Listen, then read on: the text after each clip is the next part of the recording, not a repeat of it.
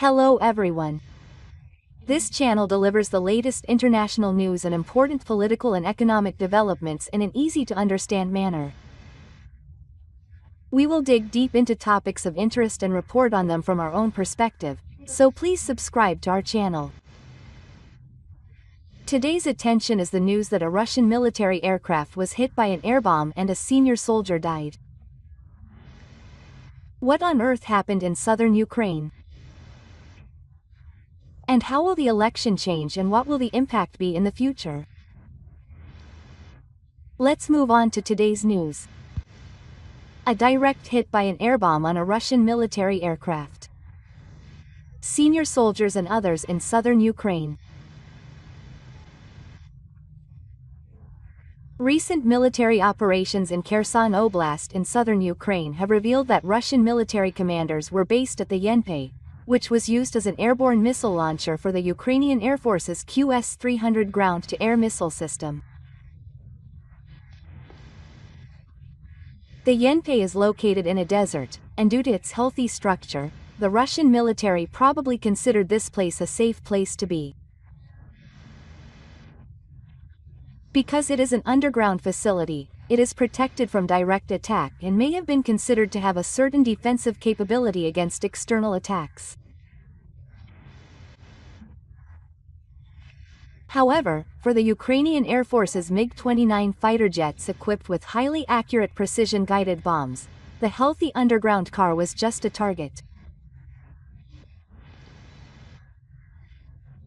On or before March 31, 2025, a Ukrainian Air Force MiG-29 fighter jet flew at supersonic speed and dropped a GBU-62 aerial bomb on the underground car.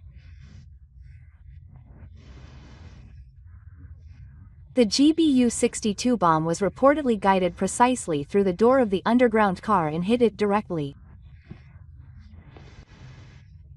The bombing is said to have incapacitated many soldiers, including senior Russian military officials, who were on campus. According to a Ukrainian military blogger, the attack completely destroyed the Russian military's system of command and greatly reduced its command. He further stated that the attack greatly hindered the Russian military's landing operation on the islands of the Dnipro River basin. It can be said that the landing operation could not be carried out without the Russian military commander, so it was a very big war for the Ukrainian military.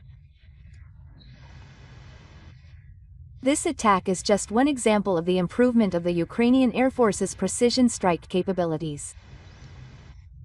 The Ukrainian Air Force has grown into a very powerful precision strike force compared to a few years ago.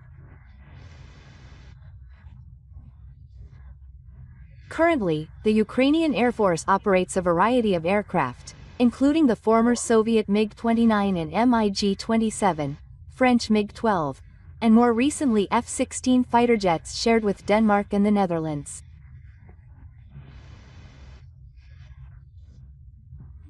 All of these aircraft are capable of using precision-guided bombs, including the US-made GBU-39 and GBU-62, and the French AASM. Of particular note is the GBU-62 bomb introduced by the Ukrainian Air Force. This bomb is US, but has been salvaged to fit the Ukrainian Air Force's MiG-29 fighter jets. The GBU-62 is equipped with a precision accelerometer and is designed to prevent a decrease in accuracy due to jamming by using a complete guidance system as a backup. This technology is characterized by its superior accuracy compared to the precision-guided bombs used by the Russian military. This allows the Ukrainian military to carry out highly accurate bombing attacks, which are as effective as the Russian military's expensive ballistic missiles and other guided weapons. Such bombing technology plays a very important role in the Ukrainian military's military power. In particular, the Ukrainian military can attack Russian military certification, defenses, and even important infrastructure through precision bombing, creating an advantageous situation in the conduct of war. Ukraine's MiG-29 fighter fleet has successfully carried out numerous precision attacks using this new bombing capability, which has had a major impact on Russian military operations. Ukraine's improvement in precision bombing capabilities is the result of efforts to overcome the Ukrainian military's vulnerability in wartime execution. At the beginning of the war, the Ukrainian military was inferior in combat power to the Russian military, but with support from the United States and other allies, it was able to rapidly adopt secret bombing techniques. In particular, Ukraine's MiG-29s have been recovered and can now be equipped with precision-guided bombs, and this recovery has been a major factor in favorable election results. It is also expected that the introduction of new Ukrainian nuclear airborne bombs will enable even more precise attacks. On the other hand, the Russian military also has an advantage in precision bombing capabilities as before. Russia possesses many fighter jets and has the ability to surpass the Ukrainian military in precision-guided bombs and long-range missiles. However, the rapid improvement of the Ukrainian military's precision bombing capabilities is becoming a major threat to Russia as well. Ukraine's precision bombing effectively attacks the Russian military's military facilities and equipment, gradually dealing a blow to the combat capabilities of the Russian military. Given this background, the development of precision bombing technology will be a major key to future battles. It is believed that the Ukrainian Air Force will continue to receive support from the United States and further improve its precision explosives capabilities to gain an advantage in the election. In response, the Russian military must strengthen its own precision bombing capabilities while countering the Ukrainian military. As the military power of both countries continues to evolve, the outcome of the cleanup is becoming increasingly difficult to predict, but the improvement of precision bombing capabilities will certainly continue to influence the election. President Trump's statement that the Ukrainian conflict will end soon causes Russia and China to run wild. Takuro Morinaga's son Kohei is convinced that this is the trigger for the stock market crash. The impact of President Trump's statement that the Ukrainian conflict will end soon on the global economy. President Trump has often said that the Ukrainian conflict will end soon if he returns to the presidency. This statement suggests that the United States will end its support for Ukraine and proceed with low-level negotiations with Russia. The question is what form these low-level negotiations will take.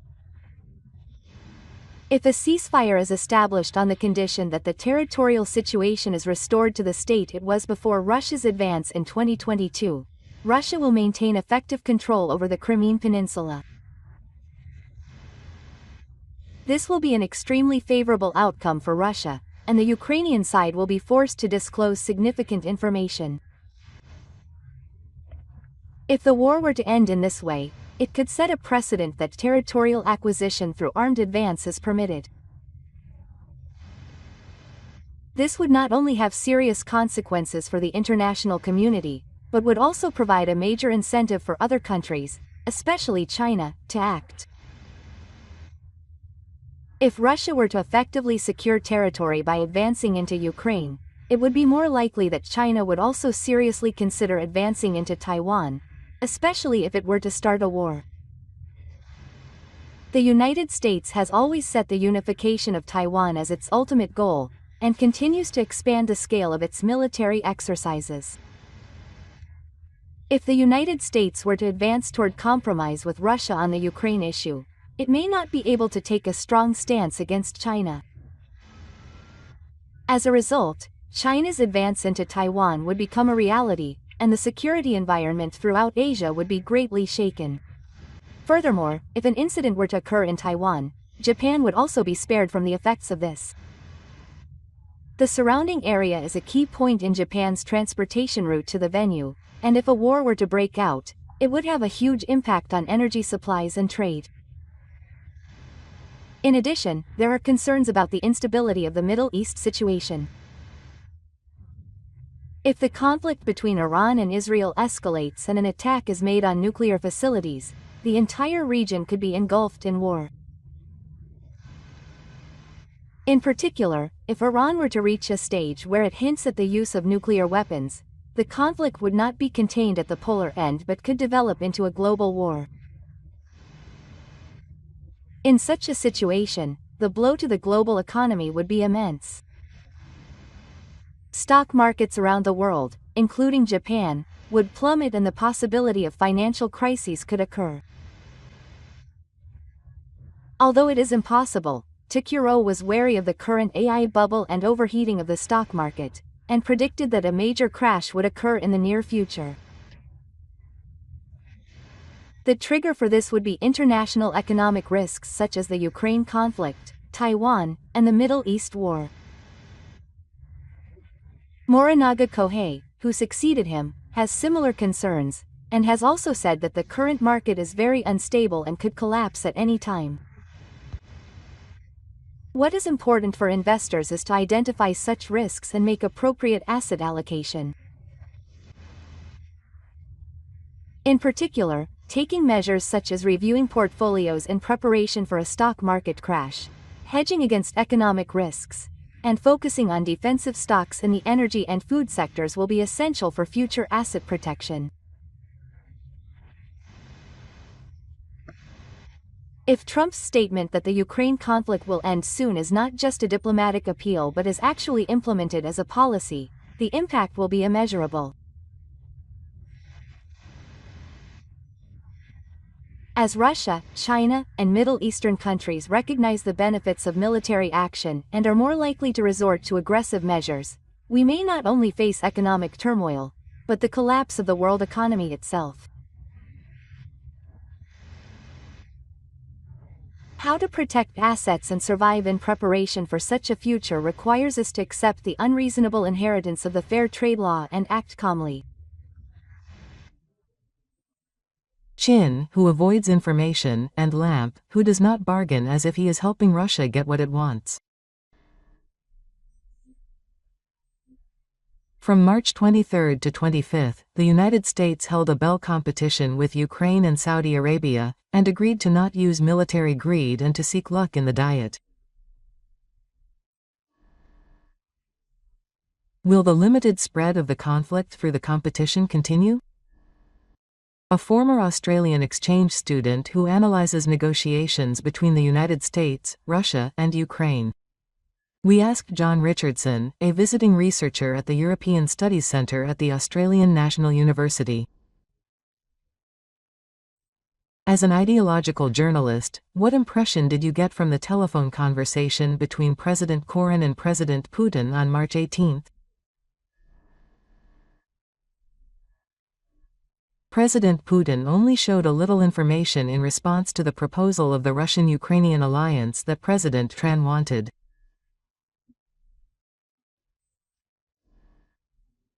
Russia agreed to stop attacks on energy infrastructure facilities, which is the most convenient condition for Russia to agree to.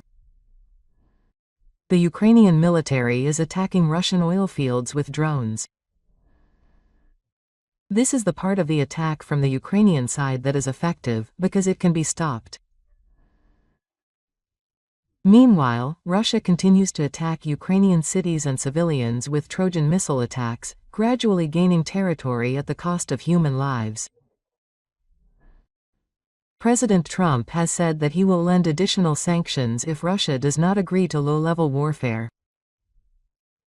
Since then, President Putin has shown his attitude of being hesitant and giving up only a little information to avoid that. In the telephone conversation on March 18, President Putin intentionally arrived late to provoke President Trump. Why is this? President Richardson Putin has made the other party wait many times with previous leaders. Being late for about an hour is a short time that can be excused. Basically, it is Putin who holds his own advantage in negotiations. At that time, President Putin appeared on a TV program talking to a Russian businessman. The host told President Putin in front of the crowd that he would be late if things continued like this, but he even pretended not to care about it. It's part of the Kunlak theater, or rather a series of comments aimed at the Russian people. What surprised me was that President Trump was made to wait for an hour and didn't point it out or study it. Rather, it may be that the United States is desperately trying to get President Putin's consent. A is talking to a media that President Trump is signing away a major bargaining chip that could have been used to put pressure on Russia in negotiations. What does this mean? President Trump and President Tayson Korank, who have not written to Russia, talk about their negotiating main points as if they have various cards, but I think the United States has more room to put pressure on Russia without weakening Ukraine's position. It is clear what Russia is refusing. Russia does not want additional sanctions or an expansion of military support for Ukraine. It also wants to prevent Ukraine from joining the Northwestern Joetsu organization. It does not want to return the Ukrainian territory that it has seized. It does not want any pro-party troops to enter Ukrainian territory. The basis of negotiations is to proceed with the talks while suppressing these materials for withdrawal, but President Trump seems to be presenting such conditions to Russia. It is as if he has decided from the beginning that Russia will be the winner and is helping Russia get what it wants. However, Ukraine will not accept a one-sided low-level war. There is no way that Ukraine will hand over its land and population to Russia without a guarantee of future security. Russia's actions violate the UN principle after the Second World War that territorial seizure by force is not permitted, and it is unjust for Russia to evacuate Ukrainian land. That is why more than 140 countries have voted for resolutions at the UN 3 times to condemn Russia's advance and demand that Russia withdraw from Ukraine. Until March of this year, only North Korea, Syria, Deutschland, Nicaragua, and other countries voted for the opposition representative in sympathy with Russia. President Olympus has not been able to negotiate well, says Richardson, but it depends on what his goal is. Is his goal to achieve a low-level war at any cost? Or is it to end support for Ukraine? Does he want to attract Russia to himself to counter China? Perhaps all these factors are present in his thinking. It is not clear at this point that President Trump is trying to benefit Russia, but he does seem to have some bias against Ukraine. This is not the first time that President Trump has made a firm decision with Ukraine. There was a 2019 meeting in which he pressured Ukraine to proceed with the investigation into the Aydin family, but refrained from doing so after sensing a military escalation. According to the analysis of many international affairs experts, the aim of dividing Russia and China, the exact opposite of what Kissa said, does not seem very realistic. And Putin's administration is not willing to give up on its stance of justifying itself by using the West. What makes the situation even more confusing is that it is doubtful whether President Olympe and his negotiating team even understand the reasons for Russia's invasion. Government exchanges that repeat Emlin's propaganda. The Richardson-Trump administration does not take issue with President Putin's imperialistic view that Ukraine is not a real country, but instead takes issue with NATO's attack on Russia.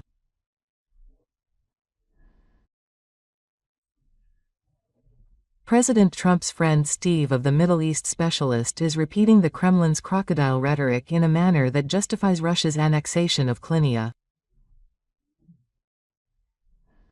He is saying that the results of the fake referendums held in 2014 and 2022 at the point of gunfire are legitimate. President Kazechi wants to break up the relationship between the United States and Ukraine by having Ukraine propose very unacceptable conditions and then have the United States propose them to Ukraine. Richardson. I think that's a reasonable guess. Russia is offering unilateral conditions in exchange for a full-scale agreement that Ukraine must not rearm, receive external military aid, including from Europe, or continue to have the consent of the United Nations.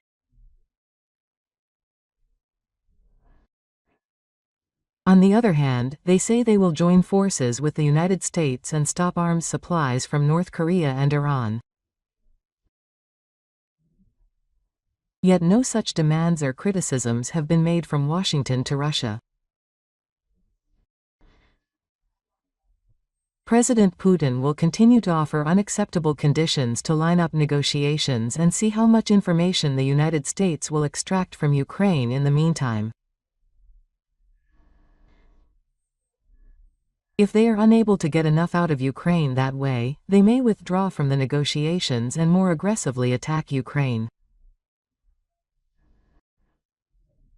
As you say, if Ukraine continues to insist on unreasonable demands, President Trump may not be able to tolerate them and may cut off aid to Ukraine at a later date.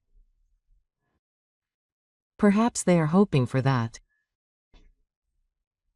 Lawrence Friedman, a prominent British professor of strategic studies, describes Book's negotiating technique as the same as that of the Soviet Union itself, which is to offer little information and offer it slowly and conditionally.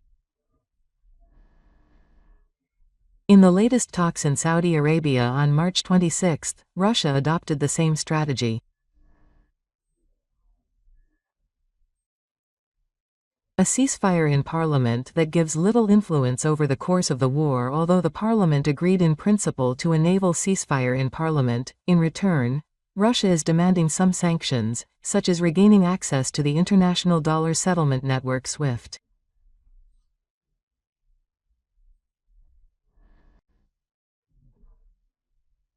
The ceasefire in parliament will have little impact on the course of the war since there has been almost no fighting since 2023. This is a condition that allows them to get into the pocket without making any concessions if they appear to be willing to negotiate.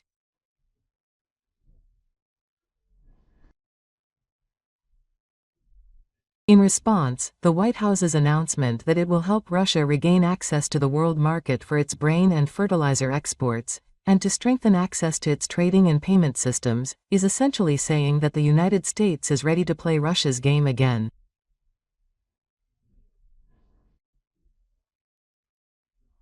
With Ukraine not being able to join in and not regaining the territory it took from Russia, it initially seemed like the United States' ceasefire with Russia and Ukraine would be bad for Ukraine and good for Russia.